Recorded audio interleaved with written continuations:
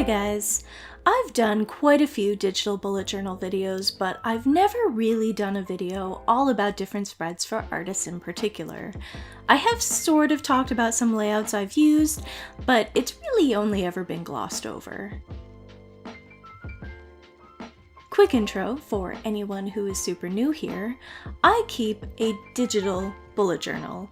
It's the exact same concept as a regular paper bullet journal, but I create the spread templates using a design program.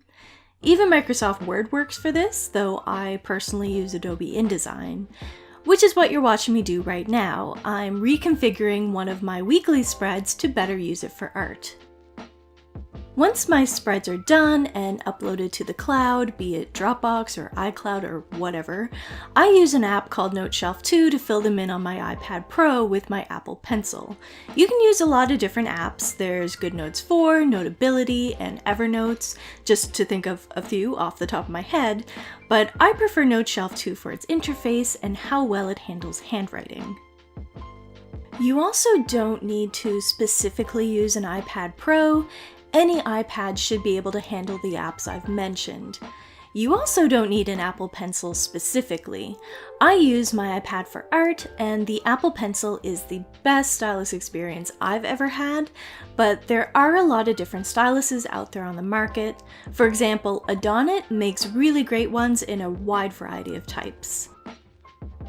As I don't have an Android tablet, I'm not sure of the apps you could use, but any PDF annotator should work similarly, because that is basically what Noteshelf 2 and Goodnotes 4 and the rest are doing. They're fancy ways of annotating documents. In this case, PDFs I've made of my designs. With the design I'm working on right now, I wanted to merge my weekly planner with my art momentum spread.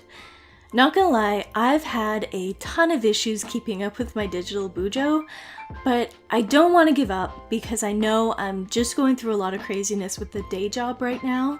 When things quiet down after the tourist season ends, I will be able to keep on top of things better. I hope, anyway. I've been working on updated designs for my art momentum spreads in general, and when I was working on a horizontal formatted one, I realized it would just be easier to merge it with my weekly spreads instead. This does mean my weekly spread has less space for each day, but I don't normally have any issues dealing with not enough space. My lists typically aren't that long. So I haven't mentioned it in a while, and I'm sure some people are confused. What the heck is art momentum? Well, it's something my friends and I came up with a couple years ago, and the idea kind of stuck with me. It's basically creating art every day, which of course builds momentum, see what we did there, which turns into good habits. So the idea of the art momentum spreads is to act as a habit tracker focused entirely on art. It helps you track how much time you're spending each day working on creative things, if you've even worked on them at all. I have two basic art momentum trackers, the horizontal and the vertical. The only real difference is how the bar is laid out. The other boxes are pretty much the same but arranged differently. With the art momentum spread, it includes boxes where you can write in the works in progress you're doing right now, different things you want to improve on in your art, things you want to learn, and things you want to create somewhere down the line, sort of like an art to-do list. Which is an issue when we look again at my finished weekly spread, which includes art momentum. There isn't really space for that kind of information on there because I have my days. So I created an additional spread just for those boxes.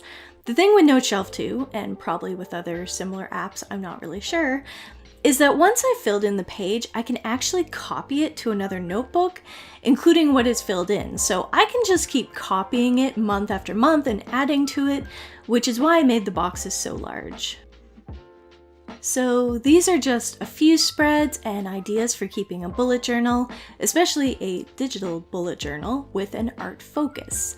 If you have anything you'd like to see in a spread that wasn't covered here, feel free to let me know down below, or let me know how you use your bullet journal to help you with your art goals. I also want to mention all of the spreads I've shown you today are available on my Gumroad shop, which is full of digital downloads. That link will be in the description of this video and in a pinned comment, so please check it out. Thank you so much for watching.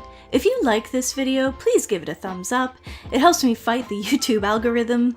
Also, please consider subscribing if you like my content, and maybe even give the notification bell a ring so you don't miss out on any of my videos.